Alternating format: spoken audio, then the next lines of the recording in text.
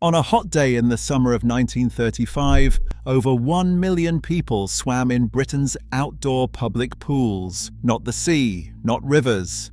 Purpose-built lidos, tiled, chlorinated, staffed and free or nearly free to enter. The water was cold, the changing rooms were concrete, and the diving boards were higher than they should have been. And none of that mattered because everyone was there. Your grandmother was there. The Lido was not a luxury. It was infrastructure. It was the place a working family went when the city got too hot and there was nowhere else. Britain once had over 1,000 of them. Today, fewer than 120 remain open. And the story of how they disappeared is not a story about swimming. It is a story about what a country decides its public spaces are for. Between 1925 and 1939, local councils financed and constructed a vast network of municipal outdoor pools across the United Kingdom. These facilities were designed strictly as essential civic amenities, entirely separate from commercial ventures. They belonged to the same public philosophy that filled industrial towns with parks, libraries and bandstands, offering working-class families free access to fresh air, clean water and physical recreation. Municipalities invested heavily in these projects. The iconic Saltdean Lido on the Sussex coast, which opened in 1938, cost £34,000 to build. That is equivalent to nearly £3 million today. Designed with curved white concrete terraces, sun decks and elegant fountains, Saltdean represented the architectural peak of the movement. At Brockwell Lido and Parliament Hill Lido, these Art Deco features combined physical function with civic form.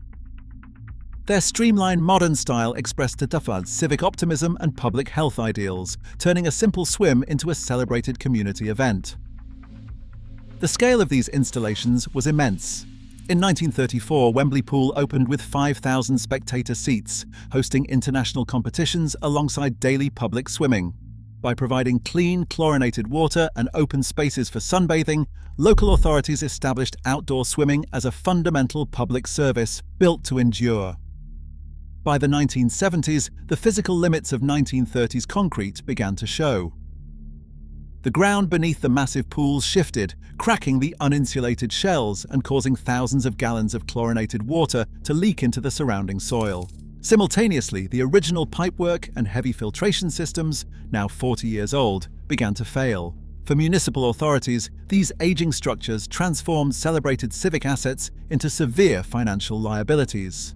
In Lancashire, the Morecambe Super Swimming Stadium suffered major structural degradation that the local council deemed too expensive to repair, leading to its demolition in 1975. 5 years later, Cornwall Council closed the Penzance open-air pool in March 1980, citing annual maintenance costs that had climbed to £45,000. Because no national administrative body existed to monitor or record these closures, this erosion of public infrastructure went largely unnoticed. Decisions were made town by town, council by council, dismantling the network without any central record of the collective loss. The rapid expansion of indoor heated pools from the 1960s onward fundamentally altered the pattern of British public recreation. These modern covered facilities offered warm, reliable, year-round swimming, steadily drawing active users away from weather-dependent outdoor sites.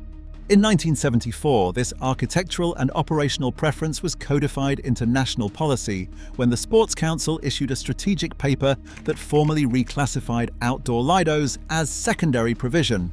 This policy label redirected central government capital funding away from open-air pools, prioritizing new indoor municipal leisure centres instead. The reclassification triggered a destructive feedback loop of municipal underinvestment. Deprived of capital, cash-strapped local authorities neglected routine maintenance, which led to deteriorating physical conditions and unheated, uninviting water.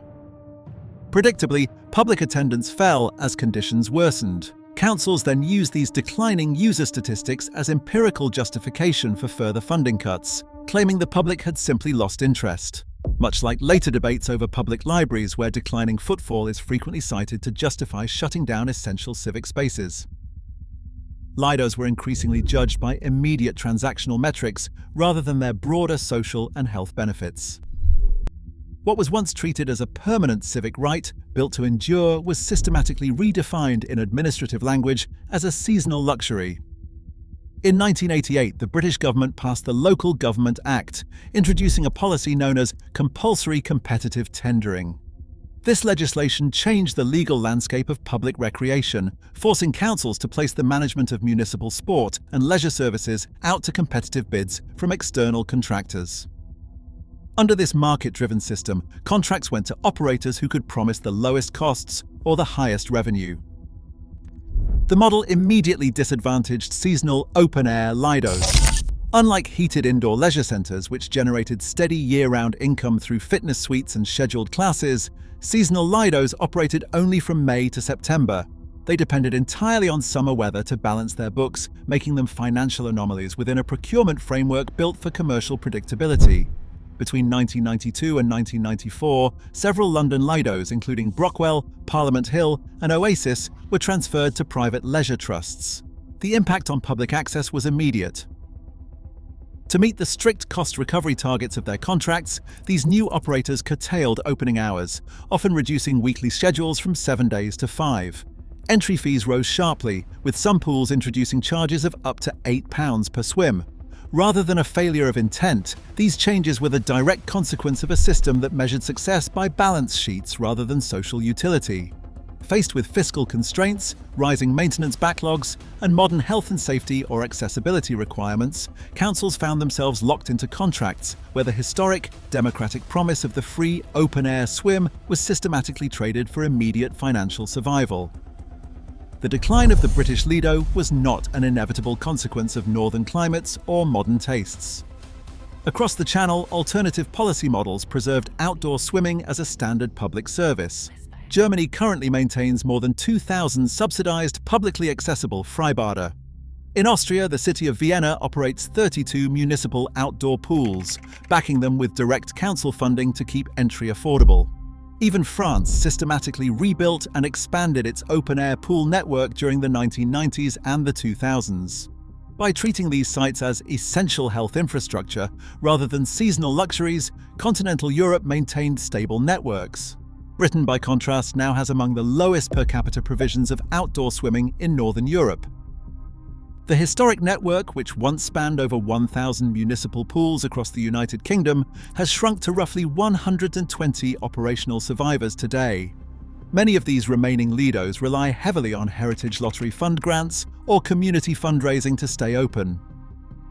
When Saltdean Lido closed in 1995, local volunteers campaigned for over 2 decades before securing a £4.2 million lottery grant to begin restoration in 2017.